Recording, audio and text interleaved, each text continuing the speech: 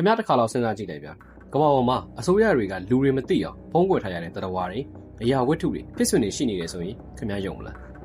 အင်တာနက်ပေါ်မှာနှစ်ပေါင်းများစွာလူတွေစိတ်ဝင်စားစေခဲ့တဲ့နာမည်တစ်ခုရှိတယ် SCB Foundation အားလုံးပဲမင်္ဂလာပါကျွန်တော်ရဲ့ Hidden Theory Channel လေးနဲ့ပြန်လည်ကြိုဆိုလိုက်ပါတယ်ကျွန်တော်ဒီနေ့မှာတော့ SCB Foundation ဆိုတာဘာလဲဘယ်ကနေစပြီးဖြစ်လာတာလဲဘာတွေပါဝင်လာလဲဆိုတာပြပြပေးသွားမှာဖြစ်ပါတယ်ဒါဆိုရင်ကျွန်တော်ဗီဒီယိုလေးကိုစလိုက်ကြရအောင် SCB Foundation သူတို့ရဲ့ဆောင်ပုဒ်က Secure Contain Protect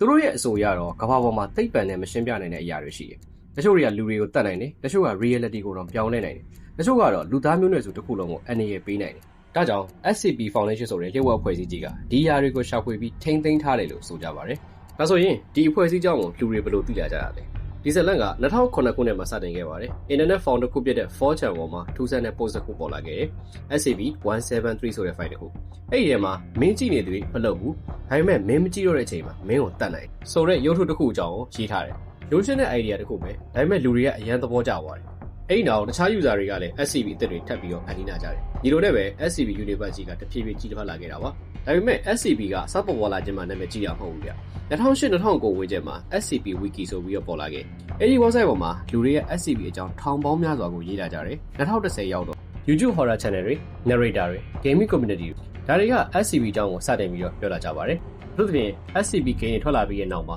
SCB က internet horror ကခြားတဲ့အကြီးဆုံး universe တစ်ခုဖြစ်လာခဲ့တာပါ။ဒီရဲ့ဒီချိန်ဒီ SCB file ပေါင်းထောင်ချီရှိနေပါပြီ။လူအသစ်တွေကလည်းဒါကိုဆက်လက်ရေးနေကြတော့မှာပဲ။ဒါဆိုရင် SCB ထဲမှာပါရရှိရလဲ။ပထမဆုံး SCB 173ခင်ဗျားသူ့ကိုမကြည့်ရတဲ့စက္ကန့်အတွင်းမှာလှုပ်ရှားနိုင်တဲ့ရုပ်ထု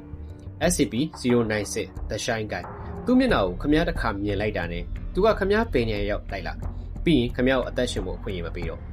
SCP 049 Blocked Out သူကလူတွေကိုကုသနေလို့ယုံကြည်တယ်ဒါပေမဲ့သူ့ရဲ့ကုသမှုကသိချင်းတရားပဲ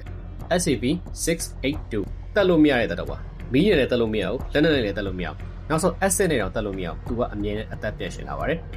SCP 3008 Infinity IKEA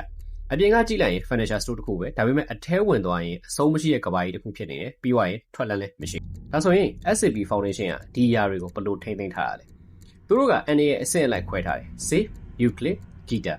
Safe ဆိုတာကထိန်းသိမ်းရလွယ်တဲ့ SCP Euclid ဆိုတာမခံမှန်းနိုင်တဲ့ SCP Gita ဆိုတာထိန်းသိမ်းရအလွန်ခက်ခဲတဲ့ SCP ဒီအရာတွေကို 24/7 security camera နဲ့အမြဲတမ်းစောင့်ကြည့်နေတယ်လို့ file ထဲမှာရေးထားတယ်ဒါပေမဲ့ဒီနေရာမှာအရေးကြီးဆုံးမေးခွန်းတစ်ခုရှိ